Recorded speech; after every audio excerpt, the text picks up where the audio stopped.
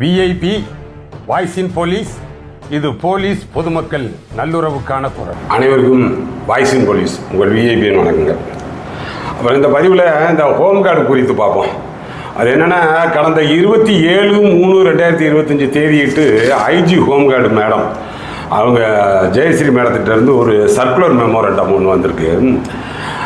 அது என்னென்னா, அதாவது அந்த ரேங்க் வைஸ் அவங்கள எப்படி சொல்லணும். ஒரு ஹோம்கார்டுன்றவர் அவர் கிரேட் 1 போலீஸுக்கு ஈக்குவலான ஆள். அந்த ஹோம்கார்டுனுடைய செக்ஷன் லீடரு அப்படின்னா அவர் ஏடியாவுக்கு ஹெட் கான்ஸ்டபிளுக்கானவர்.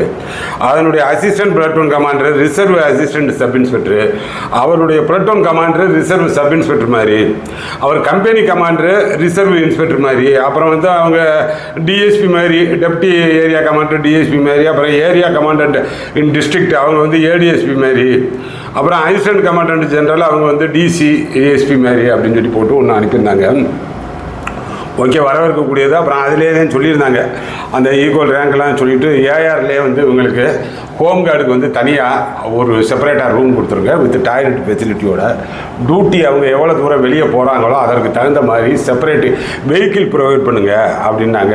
அவங்களுக்கு கால் அவுட் சார்ஜஸ் இன்னுமே வந்து டிலே இல்லாமல் கொடுக்குறதுக்கு பாருங்கள். அப்புறம் தமிழ்நாடு அந்த ஹோம்கார்டு பெனிஃபிஷியல் ஃபண்டு அந்த சப்ஸ்கிரிப்ஷனில் வந்து கரெக்டாக அதை வந்து வெரிஃபை பண்ணுங்கள் அப்படின்னு இருந்தாங்க. ஒவ்வொரு மாதமும் நல்ல விஷயம் தான், வரவேற்கக்கூடியது தான். ஆனால் இது நடைமுறைப்படுத்தப்படுதா அப்படின்றத கொஞ்சம் பாருங்கள். ஆனால் ஏற்கனவே வந்து அவர் பழைய டிஜிபி சார் அவர் திரு வன்னியபெருமாள் இருந்த நேரம் கூட அந்த ஹோம்கார்டு வந்து ரொம்ப இரிட்டேட் பண்ணப்படுறாங்க, கண்ணிய குறைவாக நடத்தப்படுறாங்க, கொஞ்சம் மரியாதையாக பேசுங்கப்பா, அவங்களும் காவல்துறையினரை போன்றவர்கள் தான், அதனால் ஏன் வந்து அப்படி இது பண்ணுறீங்க அப்படின்லாம் சொல்லியிருந்தாங்க. அது நடைமுறைப்படுத்தப்படலை. ஆனால் அப்போ வந்து உங்களுக்கு தெரியுமா என்னன்னு தெரியல, தஞ்சாவூரை நம்ம ஒரு கம்பெனி கமாண்டர் மேடம் சொல்கிறபடி பார்த்தோம்னா அவர் இன்ஸ்பெக்டர் ரேங்க், ஒரு ஏஆர் ஹெட் கான்ஸ்டபிள் ரைட்ரு அவரை வந்து ரிப்போர்ட் எழுதி மாற்றி விட்டார். அதுதான் அந்த ரேங்கில் தான் இருக்கான். ஆனால் அதனால் இதெல்லாம் நடைமுறையில் இப்படி தான் இருக்குது.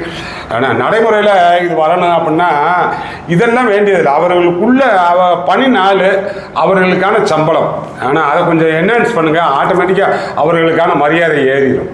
அவர்களுடைய பணி நாள் ஆனால் 25 நாட்களுக்கு குறையாமல் கொண்டு வாங்க, 1200 ரூபாய்க்கு குறையாமல் கொண்டு வாங்க அவர்களுக்கான பணிக்கான கால் அவுட்டுக்கான சார்ஜ். ஆனால் தன்னால் அவர்களுக்கான மரியாதை ஏறிடுங்க. சும்மா 2800 ரூபா அது வந்து ஒரு 10 நாள் டியூட்டியாக கொடுக்கணும் அப்படின்னா அது 4ஆக உடச்சி 2 கால் அவுட் ஆகி. ஆனால் கேட்டோம்னா வாலண்டரி சர்வீஸு அதெல்லாம் எந்த காலத்தில் இருந்தது? அதெல்லாம் 1962 63 அன்றைக்கு இருந்த வாழ்வியல் சூழல், அன்றைக்கு இருந்த சமூக அமைப்பு, மக்களுடைய பொருளாதார நிலை இதெல்லாம் வேறு மாதிரி இருந்துச்சுங்க. பூரா ஹோம்கார்டில் வந்து வாலண்டரியாக சர்வீஸ் பண்ணாங்க. எப்போனா நாங்கள் படிச்சுக்கிட்டு இருக்கிற நேரம் பார்த்தோம்னா சாயங்காலம் பார்த்தோம்னா எல்லா போலீஸ் பீட்லேயும் எங்கள் பிடி மாஸ்டரு மற்ற அந்த அதர் ஸ்கூல் பிடி மாஸ்டர் அவங்கெல்லாம் வாலண்டியராக போய் நிற்பாங்க. ஒரு யூனிஃபார்ம் போட்டிருப்பாங்க. நாங்கள் ஈவினிங் பார்த்தா போலீஸ் மாதிரி இருப்பாங்க. ஏன்னா அந்த மாதிரி வாலண்டியராக போனாங்க. கலெக்டரேட்டில் வேலை பார்க்குறவங்க, மற்ற இதர அரசு துறையில் வேலை பார்க்குறவங்க, ஆசிரியராக இருக்கிறவங்க அப்படி போனாங்க. அது வந்து அன்றைய சூழலுக்கு சரியாக இருந்துச்சு. இன்றைக்கி இது முழு நேரம் வாழ்வாதாரம் ஆயிடுச்சுங்க. அப்படின்னால தெரிய வேணாமா, நீதிமன்றத்துக்கு எடுத்து போனோம்னு வைங்க, உங்களுக்கு அரசு செய்யும்னு நாங்கள் நம்புகிறோம்னு நீதிமன்றம் முடிச்சு வச்சிருது. அந்த கருத்தை சொல்லிட்டு நீதிமன்றம் முடிச்சு வச்சிருது. நீதிமன்றம் இவர்களுக்கு செய்யுங்கன்னு சொன்னாலே அந்த உத்தரவை அமல்படுத்துறதுக்கு அந்த இண்டிவிஜுவல் ஆர்டர் வாங்கினவர் எப்படி தலைகளாக நின்று தண்ணி குடிக்கணும்னு தெரியும் நடைமுறையில். அது அந்த உயர் அதிகாரிகளுக்கு அனுப்பிவிட்டு அது என்ன பாடுபடுன்றது. அதனால் அது நீதிமன்றம் வந்து அரசு பார்த்து செய்யும்னு நம்புகிறோம்னா அப்புறம் என்னது செய்யும்? அதனால் நம்ம அரசுக்கு தான் திரும்ப திரும்ப கோரிக்கை வைக்கிறான். ஆனால் முதல்வர் வந்து இப்போ எல்லா கூட்டத்திலையும் சொல்லிடுறாரு, சட்டசபையில் சொல்லிடுறாரு, நாங்கள் சொன்ன 505 கோரிக்கையில் 90% 95% நிறைவேற்றிட்டோம்னு சொல்லி. நீங்களே பாருங்கள். ஆனால் ஹோம்கார்டுக்கு சொன்னீங்க, ஆனால் அவர்களுக்கான பணி நாட்கள், அவர்களுக்கான சம்பளம், அவர்களுக்கான இன்னும் ஸ்ட்ரென்த்து கூடுதல் ஆக்கிறோம்னு சொல்லி இந்த 5வது போலீஸ் பரிந்துரையில் கூட அந்த ரெக்கமெண்டேஷன்லேயும் வந்திருக்கு. ஹோம்கார்டு 30,000 ஆகுங்கன்னு சொல்லி. இப்படி பாவம் ஒன்றும் இல்லாமல் ஒரு 2500 ரூபா சம்பளத்தை கொடுத்துட்டு 30 நாள் ஆக்கி என்ன செய்ய, இன்னும் வந்து கூடுதலாக ஆகுது. அதனால் அதை வந்து அந்த உத்தியோகம்தான் புருஷ லட்சணம். அதை வந்து என்ஹான்ஸ் பண்ணிடுங்க. ஆனால் ஆட்டோமேட்டிக்காக மரியாதை கிடச்சிருமுங்க. இப்போ என்ன அந்த ஒரு படத்தில் சொல்கிற மாதிரி கோபாலகிருஷ்ணன் கூப்பிட்டாருன்னா சப்பானின்னு கூப்பிட்டாருன்னா அவர் கையில் இருக்கிற பணம் தான் அந்த மரியாதையை கொடுக்கும். ஆனால் எல்லாரும் கூப்பிட்றாங்கடா, எவன் கூப்பிட்றான், நான் தான் கூப்பிட்டுக்கிட்டு இருக்கேன் அப்படின்னு யார் சொல்கிறா? ஏட்டையா எஸ்ஐ அவர் ரிசர்வ் இன்ஸ்பெக்டர் ரேங்கன்னு நாங்களாத்தையும் சொல்லிக்கிட்டு இருக்கோன்ற மாதிரி ஆயிரும். நீங்கள் அதற்கான சம்பளம் அந்த தகுதி தராதரத்தை மட்டும் உயர்த்துங்க, தன்னால் வந்துடுறேன். அதனால் இது வந்து முதல்வருக்கு தான் நம்ம கோரிக்கை வைக்கிறோம். அவர் எந்த தரப்பு மக்களுடைய 90% நிறைவேற்றினாங்க அப்படின்றது தெரியல. யாரை கேட்டாலும் எங்கள் இது நிறைவேறலைன்றாங்க. ஆனால் நம்ம குறிப்பாக வந்து யூனிஃபார்ம் சர்வீஸுக்கு சொல்கிறேன்.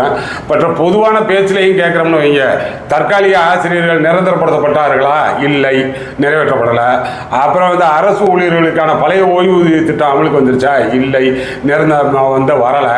அப்புறம் வந்து காவல்துறையினருக்கான வந்து அந்த பதவி உயர்வு கரெக்டாக கொடுக்கப்பட்டிருக்கிறதா? இல்லை. அப்புறம் இந்த ஹோம்கார்டுக்கானது வந்து பணி நாட்கள் அதிகப்படுத்தப்பட்டிருக்கிறதா? இல்லை. ஆனால் எந்த 90% எந்த 95% சொல்கிறாருன்னு தெரியல. இதே முதல்வர் கடந்த 2021 எலெக்ஷன் கேம்பெயினில் ஒரு இடத்துல பேசும்போது சொல்லுவார். தெலுங்குல ஒரு பழமொழி சொல்லுவாங்க, பேரு பெத்த பேரு தாக நீள லேதுன்னு சொல்லுவாங்க. அதே தான் இப்போ நம்ம முதல்வருக்கு சொல்கிறோம். ஹோம்கார்டு ஆனால் நீட்டாக யூனிஃபார்மு அதெல்லாம் போட்டு வரக்கூடிய ஷூ எல்லாம் கட்டி வர்றது எல்லாம். இப்போ நீங்கள் இந்த மெமோரண்டம் படி பார்த்தோம்னு வைங்க, ஏட்டையா இன்ஸ்பெக்டர் டிசி, ஆனால் அவர் வந்து எஸ்பி லெவலுக்கு வந்துடுறாருங்க. யார்? அந்த அசிஸ்டண்ட் கமாண்டன்ட் ஜெனரலு, ஏரியா கமாண்டண்ட்டு. ஆனால் அவங்கெல்லாம் வந்து அடிஷனல் ஏடிஎஸ்பி ரேங்குக்கு வந்துடுறாங்க. நடைமுறையில் இருக்கா? நடைமுறையில் அவர்களுக்குரிய கௌரவம் வழங்கப்படுகிறதா? ஆர்டினரி ஹோம்கார்டு கிரேட் 1 அளவுக்கு மதிக்கப்படணுன்றாங்க. இதெல்லாம் வந்து நடைமுறையில் இருக்கான்னு சொல்லி பாருங்கள். இதைத்தான் சொல்கிறாப்புல இருக்குது, பேர் பெற்ற பேர் தாக நீர் இல்லைது அப்படின்னு சொல்லி. ஹோம்கார்டினுடைய நிலைமையை கொஞ்சம் கருணையுடன் அரசு பரிசீலிக்க வேண்டும் என்ற கோரிக்கைக்காக தான் இந்த பதிவு. நம்ம சேனல் இன்னும் சப்ஸ்கிரைப் பண்ணல, என்ன பண்ணிக்கிங்கப்பா. அடுத்தடுத்த நல்ல பதிவுகளில் பார்ப்போம். வணக்கம்.